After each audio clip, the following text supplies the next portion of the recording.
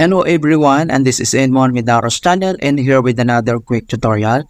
At sa video ito ay tuturo ko on how to enable and disable Weak on LAN on Windows 11. A quick info about Weak on LAN is a networking feature available on a specific hardware that enables you to turn on a computer from a low power state using a particular packet referred to as a magic packet sent over the network. So, ipano lang guys ang step-by-step method nito and let's go ahead. Ang next step ay dito lang sa start menu, so right-click lang tayo.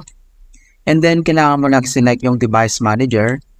Dito sa device manager ay kailangan mo lang select yung network adapter. So, i-click mo tong arrow na to para mag-expand. And then, kailangan mo lang select yung network adapters natin na Intel. So, right-click lang tayo dito. And then next, kailangan mo lang select yung properties. Dito sa kanyang properties ay kailangan mo lang i-select yung advanced. Dito sa advanced ay scroll lang tayo at hanapin natin yung weak on magic packet. So ito siya. So click mo lang ito. And then kailangan mo lang i-click yung okay. So okay natin. And ganun po siya mga kaibigan. Alright, so the other option naman na pwede natin gawin ay dito lang sa start menu. So right click lang tayo. And then kailangan mo lang select yung settings. Dito sa settings ay kailangan mo lang select yung network and internet. And then dito sa network and internet, to scroll down lang tayo at select natin yung advanced network settings. Dito sa advanced network settings, kailangan mo lang select yung more network adapters. And then dito yung ating network connections na network adapters natin, select lang natin itong connections natin. So right click lang tayo. And then select mo lang yung properties. Dito sa kanyang properties ng ating network adapters ay kailangan mo lang i-click tong configure. Dito sa kanyang configure mga kaibigan ay kailangan mo lang i-select yung advanced.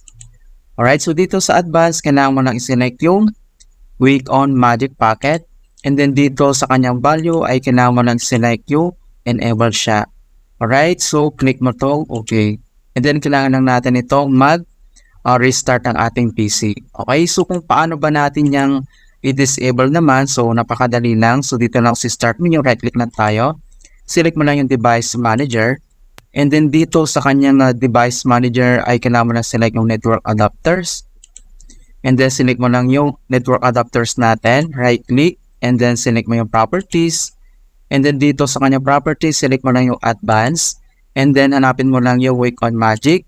And then dito sa kanyang value, kailangan mo lang i-click yung disable siya. And then click mo yung okay. Ayan. So, ganoon lang po kasimple mga kaibigan kung paano tayo mag-enable or disable sa weak on LAN sa Windows 11. I-hope na nasundan nyo ang step-by-step method at comment ka lang and any questions regarding this tutorial. Maraming salamat at nakapag-share ulit ako ng bagong kaalaman.